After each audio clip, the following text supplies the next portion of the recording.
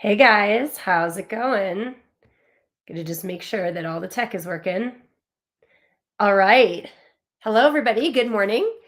Happy Monday, fun day. Hope you guys had a good weekend, especially those of you who participated in our free workshop last week, the Vocal Powerhouse Accelerator. It was so good. So many breakthroughs, so many ahas, so many of you figuring out things in your technique, in your breath, in your mindset that you didn't realize weren't working as efficiently as they should be or could be or need to be.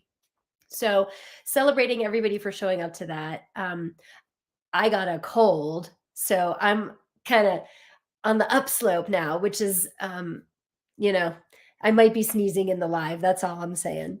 In any case, it's good to see everybody. We are on a topic today that is something that I think a lot of you guys roll around in your head, and maybe you think you're doing it or you're active in terms of like when you perform, but you're not really sure if the impact that you're making is landing with the audience. And that's the idea of finding the emotion through your sound. So it's not enough just to sound good, guys. Your job, your number one job as a singer, as a performer, is to make an impact on your audience. That's it. That is your number one job. Like tons of people have talent, tons of people can sing, but the ones who really break through to the next level of opportunity, next level of big stages, next level of income and success in their singing are the ones who have figured out how to tap into and release emotion through their singing. And it's not just about storytelling, but it's about connecting in a way where the audience feels you and there's nothing blocking your energy from reaching the audience. So we talk about this all the time, which is sound is just a form of energy, like light, like heat. And that energy, if you think about the law of entropy, it's high school physics, energy cannot be created or destroyed. It just changes forms.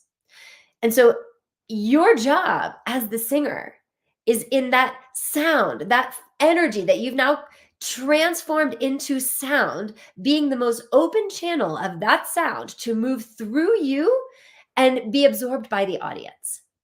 And there are lots of ways in which we block that energy, but it is the free flow of that energy and the maximum exchange and flow of that energy that is what impacts the audience. And so if that energy is blocked in any way, then the impact is not what it could be or should be, which is why your recordings kind of languish without a lot of attention mainstream. You get 1,000 plays here, 1,000 plays there. It's why you're getting into the callbacks of the auditions, but you're not landing the big role. It's why you're stuck in local ensemble gigs instead of those headlining solo main stage gigs, because the impact on the audience is not as big or as meaningful to them as it needs to be if you're going to break through to that next level. So when we talk about, excuse me, when we talk about finding your impact and releasing emotion through your voice, the one thing that I have noticed that stops even the most talented singers from being able to really make that impact and release that emotion is the fear of being vulnerable, the fear or the limiting belief that somehow it's just not safe to be fully seen. It's just not safe to be vulnerable, to let yourself be seen and heard and take up space. Most of the singers who come to work with me in the intensive program are so tied into this old idea that they have to push to be seen, prove what to be heard, push to get that emotion out so that you see me and you hear me and you love me. And it's all this pushing so that you get what I'm singing about and I make you feel something. And that's like exactly what cuts you off from that most powerful energetic exchange. And so when we are in that place of forcing, pushing, putting it on, making you feel this, doing that, it's oftentimes because we feel like we're not enough in that moment to just open up and be and let the sound be. Let the emotion be. Like I always tell our singers, it's not what you are doing in that performance, it's who you are being in that performance.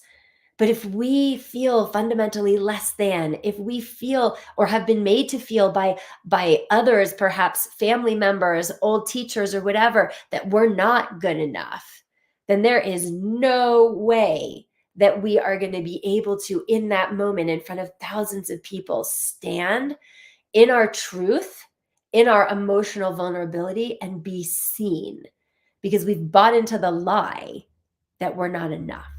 And so, what do? Exactly that. We do. And we start to do these things to prove that we are enough. Whether it's, you've seen artists like this on like American Idol and The Voice and the competition shows who are just like, arguably, they have a beautiful voice, but they're just up there like this and look at me and listen to me. And they're just so putting it on and pushing it out. And there's no vulnerability in those performances. You're not seeing them, you're not being let in. And those are the performances, those are the performers who let us in, who make the biggest impact on us because they are truly being that emotion in that moment. They are truly being in the moment with themselves and everything they are feeling, and they are not scared to let us see them in that moment. So, one of the things that I give our singers to do to help kind of get past that fear of being seen. And by the way, guys, like this is deep work, right? It's not like all of a sudden, if you have a lot of blocks and patterns that make it difficult for you to really just be vulnerable in front of a huge audience. It's not like you can all of a sudden just like snap your fingers and all of a sudden be like, "Oh, okay, it's safe now. I just decided it's safe," and boop, there's some deep work. There's some uncover, discover, discard that it takes to be able to stand there fully seen without needing to self-protect and push all that energy. But one of the simplest inquiries that you can start to ask yourself in that moment is, how would I do this if I didn't give a you know what? How would I sing this if I literally wasn't afraid? Ask yourself the contrary question, right? Because the mind wants to go to that place of like, it's not enough. I have to do more. I'm not enough. So I have to tell the story. I have to push. I have to do all these things. Or the opposite, which is I'm going to go into the bunker and I'm just going to totally like close everything up either way, because being truly just open and with yourself and the audience in that moment feels really uncomfortable. But one of the things you can do in your practice is to ask yourself one of these two really simple questions. How would I do this if I didn't give a crap what anybody thought? How would I do this if I just trusted that I am safe being seen? And don't answer the question, just do it. How would I do this if I felt absolutely safe being seen? How would I do this if I had nothing to prove? See, these questions, asking yourself what I call these open-hearted questions that allow for curiosity, that allow for experimentation, that allow for a different experience. And you're not going to force that experience. You're not going to tell yourself, okay, open up now and be seen. Like, what? That doesn't work, right? But it's how would I sing this? Or if you have an audition this week, go into that audition. How would I do this audition if I felt absolutely safe to be who I am and sound how I sound? That's a very different experience than going into that audition needing to prove yourself because you don't feel like you're enough. So the way that we find our impact, the way that we allow like really meaningful emotion to come through a song is first and foremost allowing ourselves to be seen and giving ourselves that constant reminder and working our mindset in a way that builds that muscle that it is safe to be seen. It is safe to be heard. And a lot of you might have had other experiences where in that moment in your past, it wasn't safe to be seen. Maybe your parents were really hard on you. Maybe there were people who made fun of you. And so what you learned was that it wasn't safe. And so you close everything up, or you do the opposite. You try to push to prove that you're good enough to be seen, right? But either way, it's not honest, and it breaks that energetic exchange. It becomes a block.